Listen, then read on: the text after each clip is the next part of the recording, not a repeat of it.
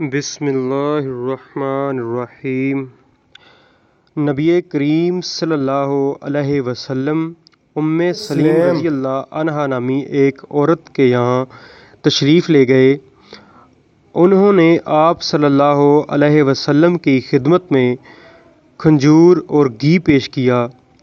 آپ صلی اللہ علیہ وسلم نے فرمایا، یہ گھی اس کے برتن میں رکھ دو اور یہ کھجوریں بھی اس کے برتن میں رکھ دو، کیونکہ میں تو روزے سے ہوں۔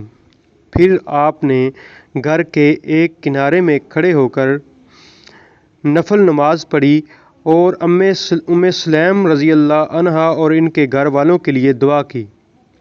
ام سلیم رضی اللہ عنہا نے عرض کی کہ میرا ایک بچہ لاڈلا بھی تو ہے، اس کے لیے بھی تو دعا فرما دیجیے۔ فرمایا، کون ہے؟ انہوں نے کہا، آپ کا خادم انس رضی اللہ عنہ۔ پھر آپ صلی اللہ علیہ وسلم نے دنیا اور آخرت کی کوئی خیر و بلائی نہ چھوڑی جس کی ان کے لیے دعا نہ کی ہو۔ آپ نے دعا میں یہ بھی فرمایا، اے اللہ، اسے مال اور اولاد عطا فرما اور اس کے لیے برکت عطا کر۔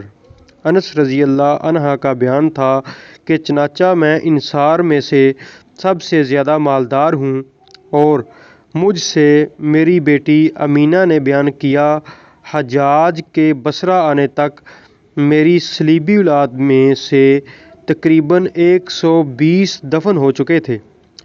ہم سے ابن مریم نے بیان کیا، انہیں یحییٰ نے خبر دی، کہا مجھ سے حمید نے بیان کیا، اور انہوں نے انس رضی اللہ عنہ سے سنا، نبی کریم صلی اللہ علیہ وسلم کے حوالہ کے ساتھ۔ صحیح بخاری شریف۔